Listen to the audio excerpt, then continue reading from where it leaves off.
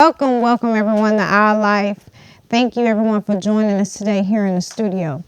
This show today is about rebuilding Houston. The weekend of the 25th of August, prior to that weekend rolling in, news reports were all over that we were going to get a hurricane by the name of Harvey. Houston was going to be on what they call the dirty side of this hurricane. So if you know anything about storms, you know if you're on the dirty side, it's gonna be a little rough. Houston, on a regular rain day, we're known for flooding, but I think in everyone's mind, we got a storm coming. We need to shelter down for a couple of days. We'll be okay. Sad to say, the weekend of the 25th, Hurricane Harvey rolled into Houston and devastated the fourth largest city in the United States. And right now we're at a rebuilding stage because we have so many people that don't have any place to live anymore. We have so many homeowners that their homes are literally underwater. We have people that own vehicles that no longer have vehicles. Mental illness plays a part because you have someone one day, you had everything. You had a home, a roof over your head, and in a matter of 24 hours, you have nothing. And this is all from one storm. So when I come back from my break, you're going to meet several people that are here with me today. My first person will be Insurance Diva CEO Brandy Jackson from Allstate Insurance. She'll be with us and we're going to talk about the importance of car insurance, home insurance, to help you get an understanding on what that means. Yes, we need car insurance, but when your car floods out in a major storm, what does that mean then? When you have a lien holder, if you don't have a lien holder and your car gets flooded out, what does that mean then? So we're going to come back from a quick break. We're going to start off with Brandy Jackson from Allstate Insurance. We're going to start removing the mask on rebuilding Houston, and we're going to continue on through this show with the process of trying to get some clarity, some understanding to what at this point do we need to do when we have lost everything in a matter of, 5 days? So we'll be right back and we'll start removing the mask on rebuilding Houston.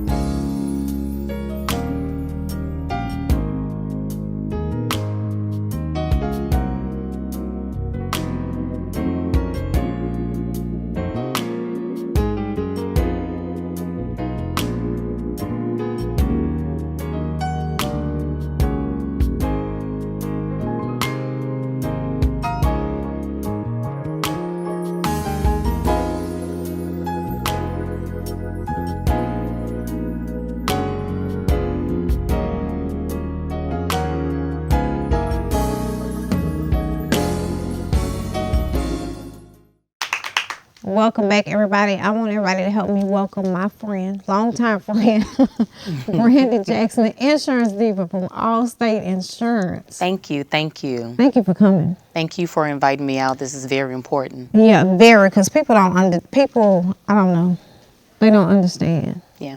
How things work, especially in this type of situation, how things work. So we're just gonna jump right into it. Okay. I want you to give me some one-on-one basic classes for people. So my first question is, explain to us how car insurance works. If you have a lien holder, or if you don't have a lien holder, when your car floods out.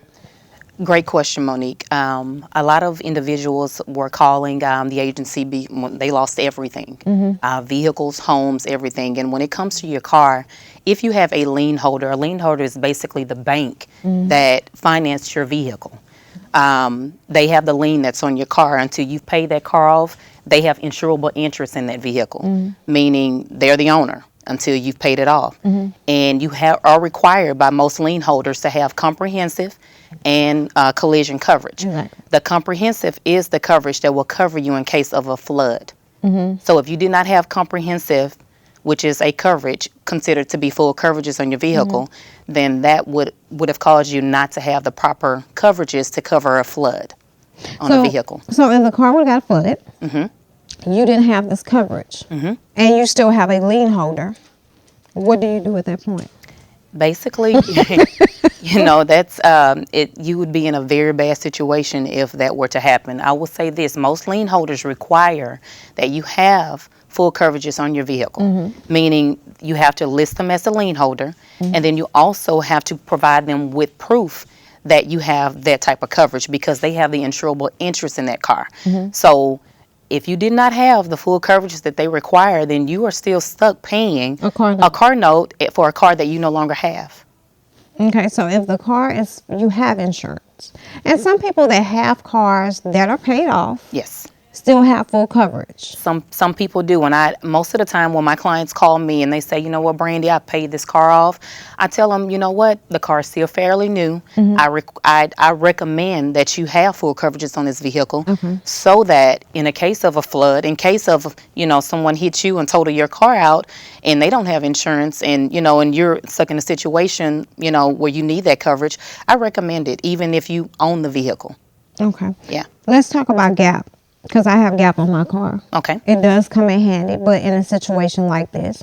Because, correct me if I'm wrong, GAP will not necessarily pay out. If they total the car out, GAP may or may not pick up everything.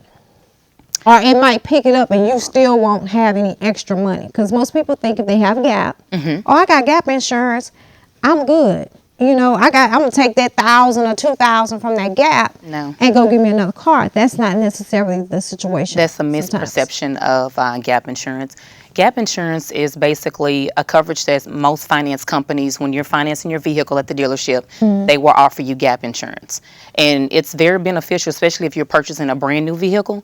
So that way, because when you drive off the lot, your car depreciates at that moment. Yeah. So it's imperative that you have something, because if you drive off the lot and the car depreciates and you get out there and you get into an accident, most of the time, what the Blue Book value of that vehicle is versus what you finance is going to be, there's going to be a gap in between them. A big gap. Yes. So it's very imperative that you have that coverage. Okay. Yeah. Now, I'm going to I'm going to take it a different direction. Okay. I'm going to try not to call nobody out. Let me see how I'm going to say this. When you have people and we have flood issues and they just want a new car and they want to go run the car through the water because it's flooding, so we're just going to run the car through the water and we're going to get us a new car. Can you please explain to me how does that work? Because I tried to I'm not an insurance agent at all. But I do know that most vehicles have black boxes, just like planes and so forth and so on. Insurance companies can pull whatever data they need to see. So, somebody said they're going to run their car through the flood because they want a new car. Okay, I said, run it through the flood. Let me know how that works out for you. Because in a situation that we had, insurance companies are not just going to pay out. Absolutely. Like that. So can you please explain, how did that work when you're just going to decide to push it in the water and let it sit there and say it's okay? My best piece of advice to individuals that think, Hurricane Harvey is a come up for them, Unfortunately, I would not do anything like that because there's so many pieces to that puzzle. You have an adjuster, you have people that are looking at so many dynamics that shows, did you drive the vehicle off in the water? Was the car actually flooded out? So to their surprise, it may not come out as they think that it would, in the end, because if you owe more than what they're going to pay you on that vehicle, then you're stuck in a bad situation, meaning you don't have any money to go and purchase a new car. So I don't think that's a great idea for anyone to do that. And they argue with me. How they gonna know that? The insurance company. I say, go ahead and do it. Yeah. They will That's know. not a good idea. Okay, because we have some people like that. Absolutely. That their mind is. Now I'm gonna switch to homeowners. So let's go to a class on homeowners 101, because and I know, let me say this right. Don't get me wrong. Owning a home, and I'm gonna say this to when my real estate people come on too as well, that's an investment. That's an investment for life. That is a very big investment. So, and I understand that, and I'm not trying to take anything away from that. But when you buy a home, and I'm going to discuss this with my real estate people as well. When you buy a home, you don't need to be buying a home just because the Joneses have a home, or because, oh, this is a nice area, I want a home here. You need to research what you're buying. And when you get ready to fill out that paperwork for home, as a homeowner, you need to know homeowners insurance. You need to know what type of insurance you need. I feel as a homeowner, because that's a big investment, you don't need to cut any costs. I don't want flood insurance. It don't flood in this area, so I'm going to wait because there'll be $200-300 less I have to pay. And then now look at what has happened to Houston, and it's close to 90% of people with no flood insurance? Yeah. So I think, give me some, when it comes to homeowners insurance, give me some education on that, because I think people, when they get ready to get a home, they're excited, it's new, and they're not paying attention to what the real estate agent is saying, what the insurance people are telling them. Yes. Great point. And they did the statistics, and about 85% of people in the Houston area and surrounding areas did not cover a flood policy. Oh, wow. Did not have it. And I remember when I purchased my home, I bought a flood policy 15 years ago, and I never knew what it was for. They told me I didn't live in a flood zone, but I still got it anyway. And it was the best $300 that I spent for a peace of mind. Because you had a tornado over your house during Hurricane Harvey. Yes. She had a whole tornado over her house. Yes. In her backyard. Yes. So what I recommend when you're purchasing a home, get with a insurance professional and figure out what type of coverages you truly need. And the homeowner's insurance policy covers the dwelling. It covers your personal property. It covers, personal liability.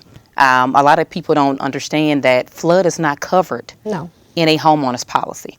Flood is not covered in a commercial policy. So if you own a business, you're going to need a separate flood policy as well. Homeowners insurance is basically to cover the home, your personal property. Anything, if you take the top of the house off and turn it over, that's your personal property. Personal liability, God forbid you had a car accident and somebody came after you and sued you. Personal liability is to cover you in a case of that, because it's personal liability. But flood is not covered, and a lot of people were not prepared for this. And each and every one of my clients that come to me, I always recommend to them, spend that $200 or $300 and get that flood policy, because nobody in the Houston area is safe, even if you're in a flood zone. And understand how it works, because correct me if I'm wrong, and I'm going to go over this also with my real estate people. Flood insurance works in certain ways too. You have to have the right type of flood insurance, because if you don't have the right type of flood insurance, that's not going to cut it either. Right, and that's true. So flood insurance covers water that comes from the curb inside of your home. So it has to come from the outside to the inside. Can't cover a pipe bursting inside of your home and flood your house out. It's outside to the inside of the house. When the adjusters come out, they will know if water came from the outside to the inside of the home. There is a 30-day waiting period. So from the day that you purchase flood insurance, there's a 30-day waiting period. I have had a slew of people since Harvey to call and purchase flood insurance, don't which is blame great because we're still in hurricane season. Yeah. It's very active. Hurricane season goes all the way through November. Yeah. So that's smart of the people that were not flooded to jump on top get of it. Yes. But flood insurance is all governed by FEMA. There's not a will and deal on price. Everybody has the same price no matter what agency you go through. But it's definitely something to where you would want to look at and make sure you have the proper coverages as well. And that's your insurance agent's job to do, to make sure that you're properly Especially if you covered. have a good one. Yeah. What would you say at this point when so many people did not have the proper coverage for the type of storm that we just went through? What would you say? I mean, 'cause- It's very heartbreaking, as I've been dealing with this for the last 3 weeks now, where I've been getting phone calls from clients saying that they've lost everything. I have cried. I have been up at night. I have, second guessed myself, what could I have done to make them get this coverage when I've recommended it? And the only thing that I can say, in this situation going forward, make sure that you have a great agent, someone that you trust, someone that you're going to believe in to make sure that you're getting the proper coverages that you need, because 85% of the people that are here are living out of hotels. Yep. They're having to file FEMA claims. Yep. There's a wait for that. Not to say that they're not going to help you, a but lot of them are being denied. a lot of the people are being denied, and it's almost to the point. That's what insurance is for. We want to make sure that you guys are indemnified, meaning we're going to bring you back to whole. That $300 that you would have spent for the year, you would already be taken care of as far as making sure, instead of being in a line with 85% of the other people. Yeah. So make sure that you have an agent that's going to recommend you the proper coverages. The correct information. Yeah. Well, Brandy, thank you for coming. Welcome. Very much for giving us this information, because I think at this point, it's going to take Houston a while Absolutely. to get back on track.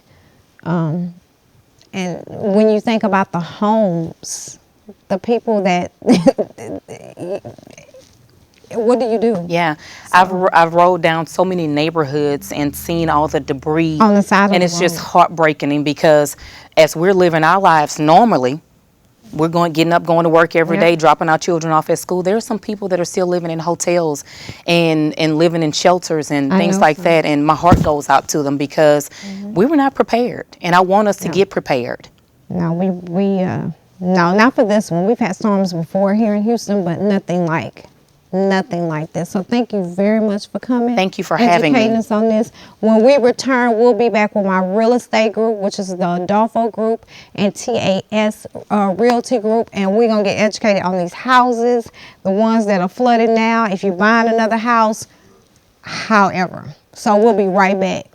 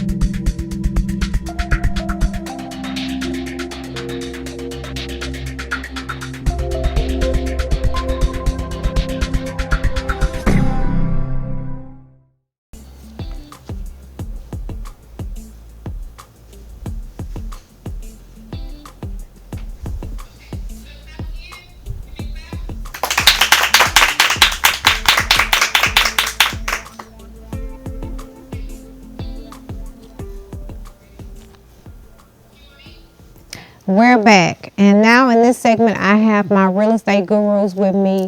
We have the Adolph Group here with me, and I want to correct that because I've been calling them Adolfo for years. He's some real good friends of mine. I'm trying to get them to change that name, but we working that out. But the A-Dog group is here with me. I love y'all to death. I know I do. And then we have Miss Wells here with TAS Realty Group. So these are my realtor gurus that's going to try to walk us through something. Because Hurricane Harvey, when it comes to homeowners, it hit them really, really hard. So I want to say welcome. Thank you guys for taking time out of your day to come and sit with me so we can try to educate somehow people on real estate. Like I said to Brandy from Allstate Insurance, I think when people buy homes and get ready to purchase a home, that's an investment for life. That is a big decision. That's like marrying somebody to me. And I think a lot of people, most of them are normally maybe in their 20s, 30s, they're young. They want a house like the Joneses. They want to live in this neighborhood. Half of them don't even have furniture to put in the house. They just happen to have a house. But to me, a lot of them miss the big point. What all you need to run that house 100%, especially in a situation like this when this stuff kind of happens. So I'm going to ask, and you guys can answer the questions both or either one of y'all. What, when you decide to become a homeowner, what is the most important thing you guys would say that you should know or question? Well, when you decide to purchase a house, the first thing you need to do is make sure you know what your credit score is. What most definitely that. Yes, and that's the main decision. From there, of course, getting approved and making sure you can actually afford what you're trying to get into. So go to a mortgage professional, get qualified, and don't live above your means. That's the first thing. Because if something like this does happen and you don't have flood insurance, then what are you going to do? You're stuck. You're stuck, pretty much stuck. Yeah, you have someone. Pretty much the same thing. I know your credit score. That's so vital. A lot of us aren't aware of things that pop up on our credit. So if you know what's on your credit, you know your credit score, and also be familiar with your finances. A lot of people do want to live like the Joneses and don't realize what all it takes is the insurance, the taxes, their monthly payment. Just be educated. That's the first thing. Okay. So how would you guys say the location of the home as well as your home insurance, how does that play a part hand in hand? Because in Houston, they tell people this is not a flood zone. As we can see, what just happened the weekend of August 25th, pretty much all of Houston flooded. Even, how can I say this nicely? Where the reservoirs are. When you purchased your home in that area, you didn't know that was back there? Were you not aware of the potential from your real estate agent or even your home insurance, even if you got flood insurance? Were you aware that it could be a possibility they might have to let this water out and your house will be flooded? Did you look at, in my mind, as a homeowner, that's one thing I would look at. If I'm getting a house and it's by these reservoirs, what's the likelihood, that would be one of my questions, of my house being flooded out in the event this happened? Well, in situations like that, you also have to, you can't always depend on your real estate agent. You have to do some homework yourself. You need to look at the area, see how often, until then, how often did it flood over there? Because a lot of times, even though you have those reservoirs, nothing that's man-made is guaranteed, because anything can bust and spread disaster at any time. So when you're doing things like that, you have to kind of look and see, is this a safe place? Did it flood? When's the last time heavy rain came? How high did it get? What was the precautions? When's the last time it's been maintenance? These are things as a homeowner that they should also take in responsibility for to help secure their families. Okay. I definitely agree. Do your research. Absolutely. But some of those, that reservoir was actually there for over 70 years. And that's what, I guess for me, when we talk about that, as a homeowner, I understand, again, it's an investment. I understand that you are upset to the highest of high at this point because the city had to make a decision, the best decision at what we were going through at that time to make. They made this decision to open up this. Your house got flooded out. But now you got lawsuits. We still rescuing people and you complaining. And it wasn't a time for that. And in the back of my mind, you're a homeowner. And how long did you just tell me this stuff was there? 70 years. 70 years. So when you bought your home 5 years ago, 10 years ago, you didn't know that was back there? And like you said, educate yourself. Research that whole environment. Get with the city and say, if something goes wrong, what's the likelihood of having you guys have to open this up? If you do that, then where am I as a homeowner in this situation? Because that's the questions now. And to me, with some people, it's like when Hurricane Harvey came, that's when they realized that was behind their house. I don't really think that's what the case was, though. They knew it was there. But because it's been there for 70 years and it hasn't done anything, yes, they are assuming that nothing is going to happen, right? Because that's what history has told us. If they did do their research, if they didn't, that's what history has told us. But I don't really think those reservoirs were supposed to go. I really think that the city knew ahead of time, maybe years ahead of time, that it was getting over capacity. And they were old, too. Right. Yeah. Right. But at the same time, either rate, the original question about location and home insurance, of course, as Brandy told us in the earlier segment, that it does depend on the location as to, rates and if you are determined to be in the flood zone or not. But you, as a homeowner, should make a decision to either get flood insurance or don't. We live in Houston. Houston is extremely close to Galveston and the coast. So it will be very smart of you to get it because of where we are located. How would you guys now at this point educate a new homeowner? Somebody January wants to buy a home in Houston. How would you educate a new homeowner and even an old one? Someone that's owned their home now for maybe 20 years and now their whole house is underwater.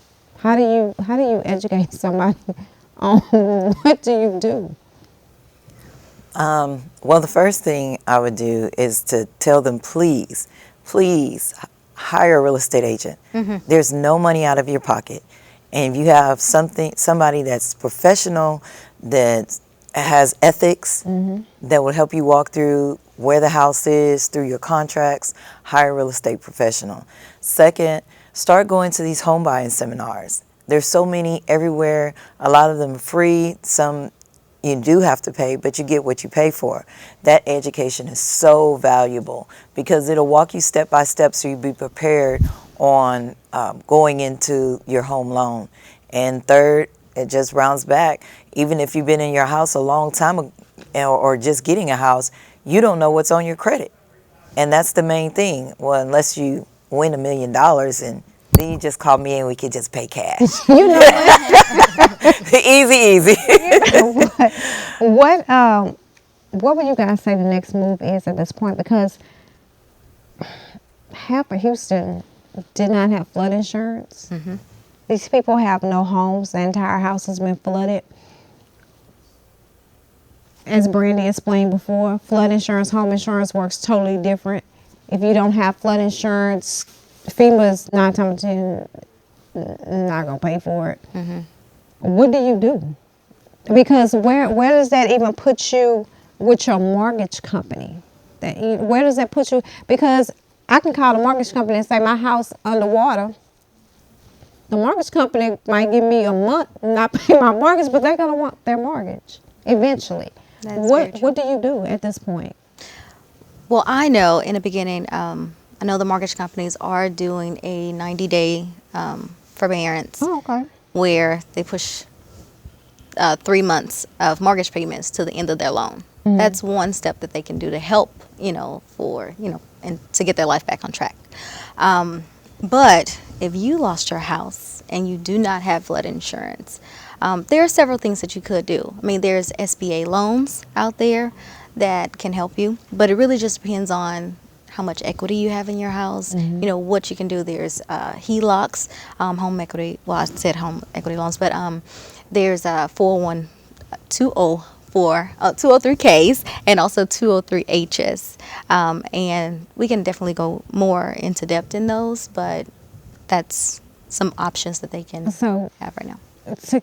go ahead. Well, when you talk about rebuilding, you got to sit back and say, what do I want to rebuild? Do I really want to rebuild this? Do I really want to, how am I going to start over? Yeah. There are so many different options, depending on their situation, depending on the equity of their home. Not being insensitive, but there are investors out there that will pick up your home in the condition that it's in And buy it out. and buy it out. You won't get top value for it, but you will get that out released from that loan. And what can happen is as Ms. Wells was speaking, they do have programs out there to rebuild, to buy a new home, and they have up to a year to do this. But would that bring you totally out of the debt with the mortgage company? Well, if you're going through the investor, what they're going to do is actually pay off what the loan is. So an investor's they have to see what kind of equity is in the home, because what they're going to end up doing is find out after they rebuild it, what's the value of it then. Because it's not just one house. They have to look at the whole area. And right now there's so many areas that's underwater that there's going to be value going to drop a little bit. Yeah. And what's going to happen is investors can actually bring that value back up. So it can be a hand-in-hand situation, because as the homeowners are relinquishing their property to these investors, these new loans are allowing them to start over in brand new homes. They may sit back, they can wait, like I say, 6 months just to reflect and say, you know what, is this really worth it? Am I going to chalk this up as a loss, or am I going to go ahead and try to fight this battle? With that area, the area that your home was in, how big is that going to play when they look at buying the home, rebuilding it? If you want to rebuild on the same slab you was already on, how much is that going to? I don't want to say hurt, but how much is that going to play a factor, especially when it comes to your home insurance, flood insurance at this point? How is that going to play a factor now? Because especially if you want to rebuild in the same place where you're underwater. Well, when you rebuild, as an investor, when you look at it, you have to look at the past market, the present market, and the future market. Because what's going to happen is some of these homes they're going to have to be torn down. Yeah. Because a lot of them are going to have to be refurbished, because they have to get the mold out, they have to knock out these sheetrocks, these walls, and redo it. And honestly, it's going to take a day by day. Nobody can project exactly what's going to happen, but as of right now, the value until that area gets appraised, an asset, it's still holding its value until that first sale. That's when everything starts happening. Then you start seeing the domino effect, and then from there, it'll start rebuilding. Back in 2008, when the mortgage crisis hit, values dropped 40, 50, 60, almost $100,000 in different areas. But guess what? We're 7 years later, 8 years later, values are going back up. Yeah. So how long do y'all see this process for us? Because like Brandy said before, we're still in hurricane season. I don't know what type of storms we got going on. Right. But it's like a clan of them, and they are off the chain. So, and like you said, we sit by the Gulf of Mexico. I just keep praying for a cold front so they can stay away. So where do y'all see that putting Houston and the mortgage industry? Because that's a lot of homes. Well, yeah, it is a lot of homes that was affected by the storm, and we just have to take it day by day, like they were saying. We definitely have to take it day by day. We don't know what the future holds, but we're Houston, and we have really been there for each other, Yeah. and we're rebuilding. We're rebuilding. We're helping everybody as much as we can, and us as real estate agents, we have the resources. We have the information. So get with a professional and see how they can help you. Because we have investors, like you say. You have investors. I mean, we all have investors that can relieve Some of these. the stress, some of the Yes, stress. absolutely. Some And of the we have resources as well with mortgage companies, relationships, and we know what could be best for them in their particular situation. But they are the ones who have to make the ultimate decision on what they want to do and what's best for them and their families. We can definitely probably say the cost of apartments, because now so many people have to move into apartments. That will go up. We already know your home insurance, car insurance, that's going to go up. And mortgage, when you do get another mortgage, it's not going to be cheap. Well, definitely, because the storm did so much damage to the materials, and prices of the homes are going to go up. But it's a day by day, and you have to take it day by day.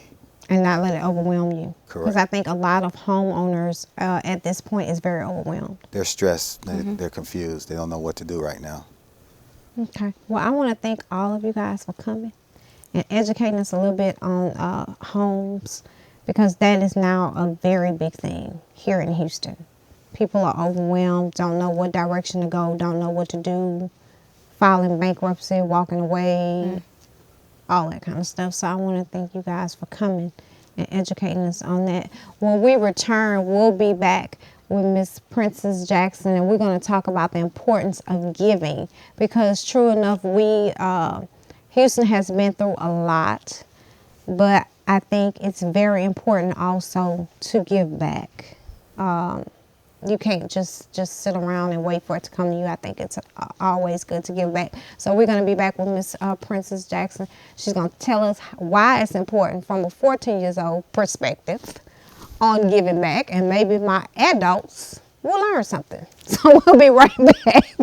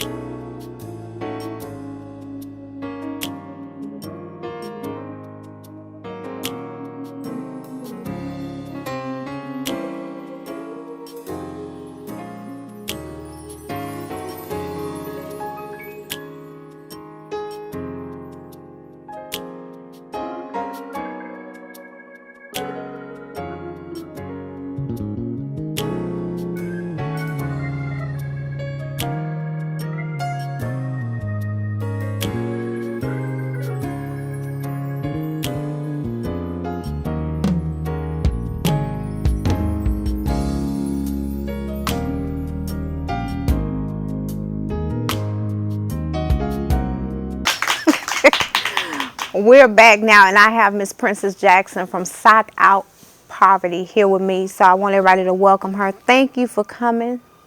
Thank you for having me.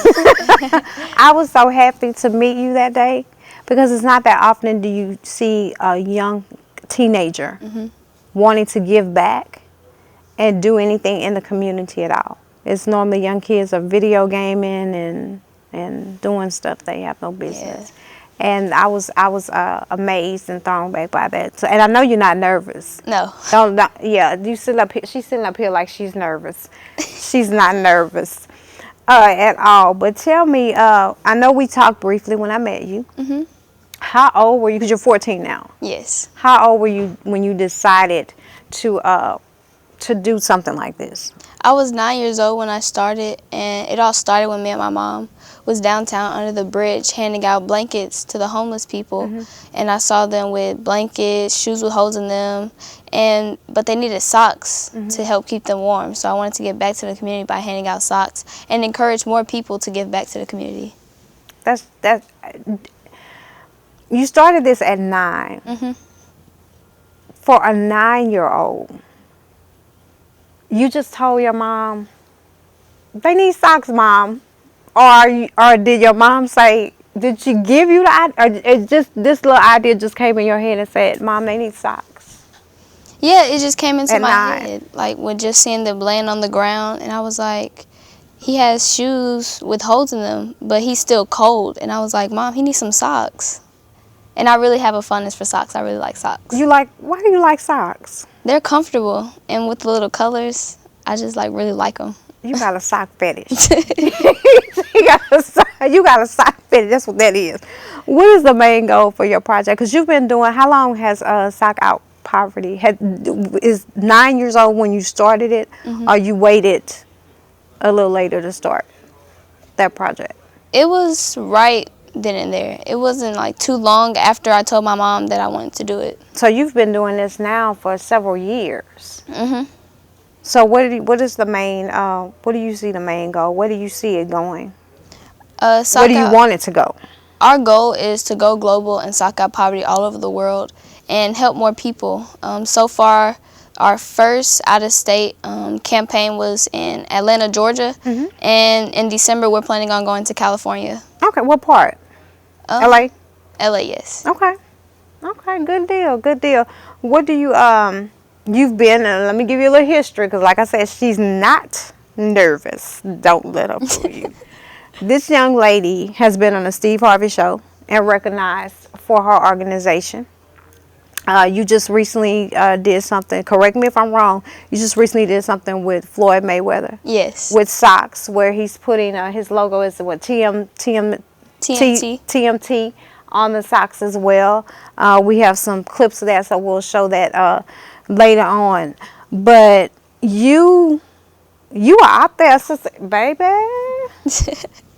I'm just so I'm very proud of you. Thank you. I just met you, but I'm very proud of you, because it's not that many kids that would take that initiative. They'll start it as a hobby, and then it'll just fade off. And normally it's something that the parents are driving them to do. But I've met you previously before this. So your mom doesn't drive you to do this because social media, baby, she's on it. This little girl right here. So what do you think adults can learn from this, from a young person like yourself? Because adults do give back. But we don't. Some of us don't give back in the right ways. Or we give back for a different agenda. We always have some kind of hidden agenda on why we're giving back, or why we're doing something to help. You're doing it, and it's straight out genuine. That's how I take it. It's not because you're looking for something in return. It's because this is what you wanted to do, and this is what you saw they needed at the age of 9 years old. So what do you think we can learn from you at 14 with giving? Adults can learn to not be selfish and learn how to love others and give back to others and continue with their goals and try to accomplish them. Okay. Where do you see yourself in a few years? Because you have a brand. You have a brand at 4. I'm going to just outright say it. I don't know. Her mom is here in the audience. You have done a wonderful, marvelous job with this young lady. So to me, you have a brand. So where are you taking this brand? Because you have a brand at 14 years old. Yeah, we're thinking about, just expanding and helping more people all over the world. And that's our goal. So, and as an actress, I see myself in 10 years on a big movie screen. So is that really your number one passion? Acting? You want to be an actress? Okay. Okay. Do you model now? You do a little bit of modeling, too. Yeah. Yes. Recently, I've been on the Academy and Outdoors display for the BCG girls. Okay.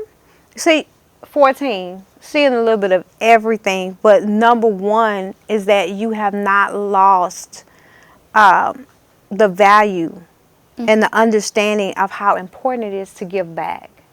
especially in a time, and you were giving back because you do this all the time, not when it's a crisis. So I want to make that known. She gives back all the time. It's not when it's a crisis. Are you planning on sending anything out to Florida and doing some socks out there for Hurricane Irma? Are you planning on doing anything for that one, or just right now you're focused here in Houston because you're from Houston? Well, like I said, we're still thinking about expanding, so maybe going to Florida will be an idea that we have. Okay. Well, I want to say thank you so very much for coming. I'm very, very proud of you, and you keep up the good work, because giving back is like number one, and you keep building your brand. And I'm going to be looking for you on that big screen. Please don't act like you don't know who I am. So thank you for coming. I want everybody to thank Miss Princess Jackson for being here with us. Look out for her in the future, because you will see this name and this face, I guarantee you, a whole lot. A whole lot. It goes back to giving, and she's on that path to where else she needs to go. So thank you very much for being here with us. When I return, our last segment is going to be on mental health. We cannot leave Hurricane Harvey without exploring and discussing mental health and people's health status mentally at this point, going through having something one day and the next day you have nothing. So we'll return to this last segment on mental health.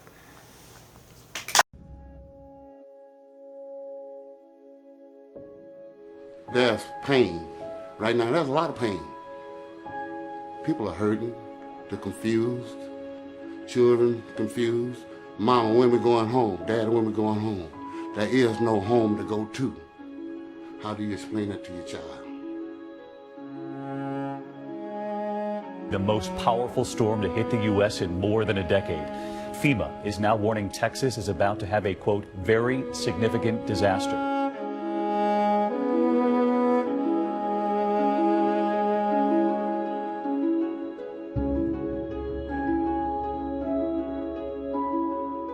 Tens of thousands calling for help, needing rescue, neighbors and strangers stepping in to help. The disaster here is staggering by every measure. More than 2,500 rescues, 3,000 state and National Guard service members activated. The National Weather Service already calling the storm unprecedented and beyond anything experienced. Welcome back, everybody. We're in this last segment of Rebuilding Houston, and I cannot end this show without discussing mental health. Mental health is very important, not just when you go through storms on a daily basis. And that's one thing that's very, very important to me. So we're back, and I have Miss Glenda from Pearls of Change with me. So help me welcome her. We're going to talk about mental health when it comes to going through a storm like we've gone through, and a lot of people have lost a lot of things and have been displaced from being an adult to a child being displaced. So welcome, Ms. Glenda, to the show. Thank you for having me. Coming. Tell me one thing that got you interested in mental health, because mental health is something as African Americans we ignore. So for you to want to get into that field, what was the one thing? Can you give me one? Absolutely. I know you can give me about 10, right? but give me one thing. But I would definitely give you the one most important thing, and that was my own personal struggle with depression at the age of 22. I was depressed, but I didn't know that I was depressed. When I look back at it, yes, very depressed, but you know, in that time period, it wasn't talked about. You don't know what to look for. You don't even know how to communicate it to someone else. You just know that there's an imbalance within yourself, and it's not right. It's not your normal. So that's what brought me to the profession that I'm in.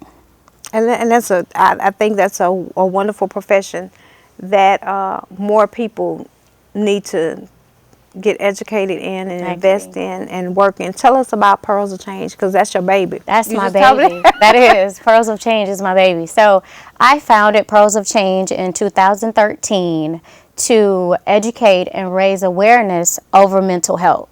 But Pearls of Change is so much bigger than just a name or an advocacy, program or outreach within the community, I want you all to kind of think about how a pearl is created. It's not formed on a tree. No. It's not, planted and we see it upright.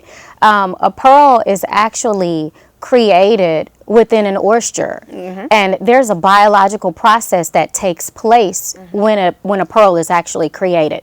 The oyster is protecting itself against a foreign substance.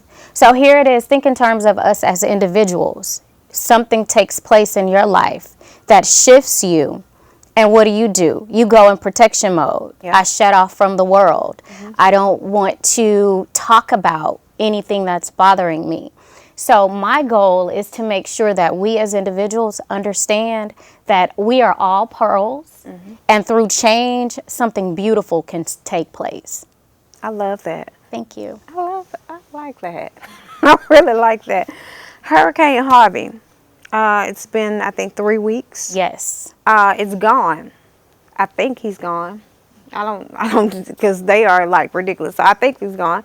Where do you think some people's mental status is right now? Well, I can definitely tell you firsthand, there's a lot of individuals that I'm very close to, and I can speak about my mother. A lot of individuals are suffering with emotional distress. That is something that, is very prevalent after a traumatic event. Here it is, you have so many people that have lost everything that they owned. I mean, you've been told, I have to leave right now, but you're leaving with absolutely nothing. That's traumatic within itself. Being rescued on a helicopter or a boat and taken away from, again, your home life, your environment. So how do you cope with that? Emotional distress, depression, anxiety. So many people are displaced. You're spending more of your time in a hotel room than your actual home. And then I was listening to the realtors talk about how there's anywhere from 6 to 9 months before you can get back in your home. Yeah. So that's a severe onset of depression, not being able to return to your sense of normalcy. So we definitely want to understand that right now is a very sensitive time in the city of Houston and all of our surrounding areas. Because when you go through depression, you're going to go through different stages of it. Absolutely you do. So you're going to be angry. You're going to be sad. You're going to be cry. You're going to probably make decisions that you wouldn't normally make. You wouldn't normally make at all. How do you, because you also work with kids. I do. I'm also a counselor, an at-risk counselor in Katy ISD. And I work at a high school. So how do you think this is also affecting kids? Because to me, children should never be put in a position, in an adult's position. I think children should never know certain things that adults have to deal with. But unfortunately, in this day and time, kids are there. Kids are real educated now. So it's like they're in the midst of whatever's going on in the household. So how do you explain to a little kid, one day you got to be evacuated out the house, and then now you guys are living in a shelter? Because I volunteered for Katrina. And never in my life, when I walked into the George R. Brown years ago, and it's 10 years now, all I saw was cots. Yeah. Everywhere. I worked in the daycare that they had set up. This little boy refused to eat. His mother left him at the daycare to go to triage and do whatever they were allowing him to do at the time. He refused to eat. I took this little child, and he knew where his cot was. And I walked him to the cot because he was looking for his parents. Right. And that just broke my heart. And I'm like, and I saw kids in shelters having birthday parties. Their parents was going to the store down the street and getting them cakes. That is just, where is a child's mental status with that? How do you help them to understand is temporary. Because in a sense, it is temporary. We just don't know how do you help a kid understand that? So what you do most importantly when you're dealing with children after a post-traumatic event communicate with them most importantly. Don't shut them out because children have an opinion and they suffer from depression as well. You will notice in a child that they're more quiet than normal.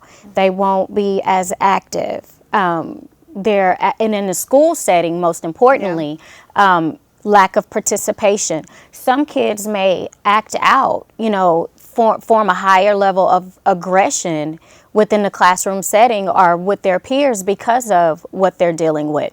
So what we want to do as adults and professionals in the industry and, that are interacting with a lot of children is you want to make them feel as though they do have a safe place.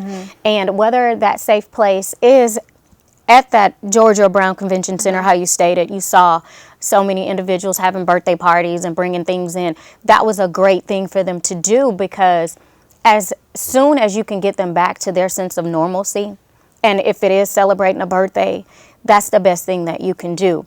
Don't strip them of their opinions and their emotions because they are valid.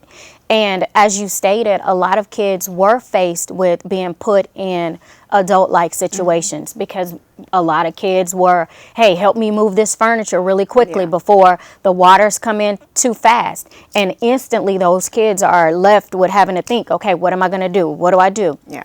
So they're valued and let them feel like they're valued. Listen to some of the concerns that they have. If it is something as simple as where we're staying at the moment are the shoes that I'm having to wear, talk to them about it. Communicating with them is going to help them make sense of what their moment is at this period of time. I want to do a correction. I did. I said George R. Brown. It was the Astrodome when Katrina happened here in Houston. So that's where I was. Sorry about that. It was the Astrodome when Katrina happened. What would you say, so we can close out this segment, that as a community for Houston, as we rebuild, try to rebuild Houston, pick up our lives and go back to some normalcy, what would you say as a community we need to do when it comes to mental health? As a community, what we really need to do is make sure that we're educated on the resources that are out there for us. The different, agencies that are offering free mental health examinations to kind of check yourself to see where you are, what's offered in your direct community to make sure that you know where to go. It's very important that we understand that this is not something that we should try to pray away. No. Or think it's going to go away on its own. If you're struggling and if you're depressed and if you have those symptoms, also know the symptoms to look for. If you are experiencing loss of appetite, a little bit more agitatedness than normal, your mood swings are adjusting, you very well may be suffering from depression, and you definitely want to make sure that you utilize the resources that are out there. Just to name a few, Mental Health America is a really big one, but NAMI, the National Alliance of Mental Illnesses, is really large in the Houston area, and they also offer a lot of training classes, a lot of resources that are free in the city of Houston. And we have really, really, really big initiatives that we push, especially at this time right now. So again, within the community, make sure that you educate yourselves, you know where to find those resources, and that you are also a listening ear to someone around you. Most definitely. Well, thank you very much for coming. Thank you you for will be having back because we're going to really explore mental health at a later date. I look forward to it. We definitely needed to get together today to try to educate people on mental health. We're going through this storm and this whole process, so thank you so very much for coming.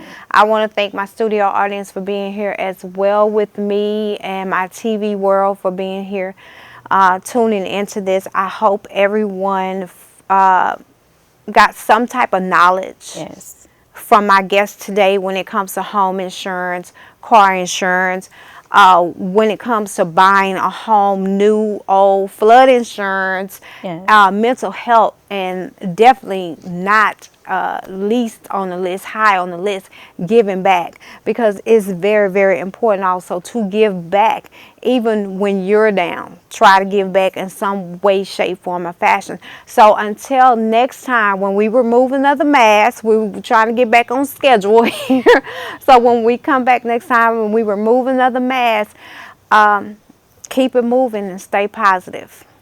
See you later.